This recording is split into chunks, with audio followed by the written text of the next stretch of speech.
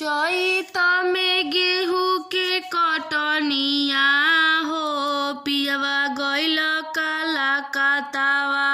चैत में गेहूँ के कटनिया हो पियवा गइल काला कतावा। गइल काला कतावा पिया गइल काला कतावा। गइल काला कतावा पिया गइल काला कतावा।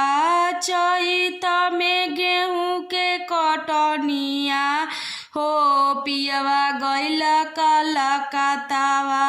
चैत में गेहूँ के कटनिया हो पियवा गइल काला कतावा।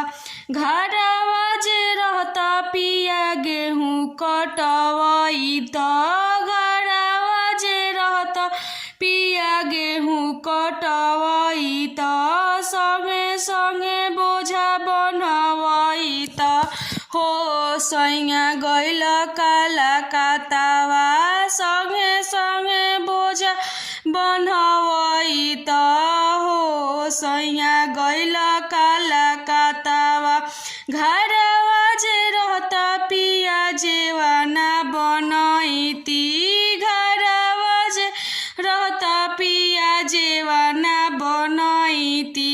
ऊपर से आम के चटनिया हो पिया गइल काला कतावा। ऊपर से आम के चटनिया हो पिया गइल काला कतावा। चैत में गेहूँ के कटनिया हो पिया गइल काला कतावा।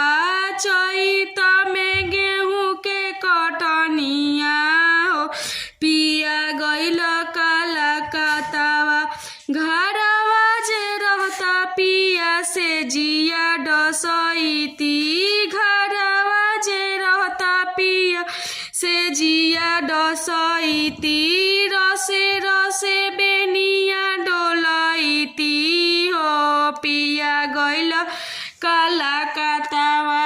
रसे रसे बेनिया डोलैती हो पिया गइल काला कतावा।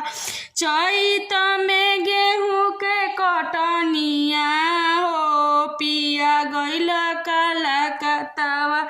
चैत में गेहूँ के कटनिया हो पिया गइल काला कतावा।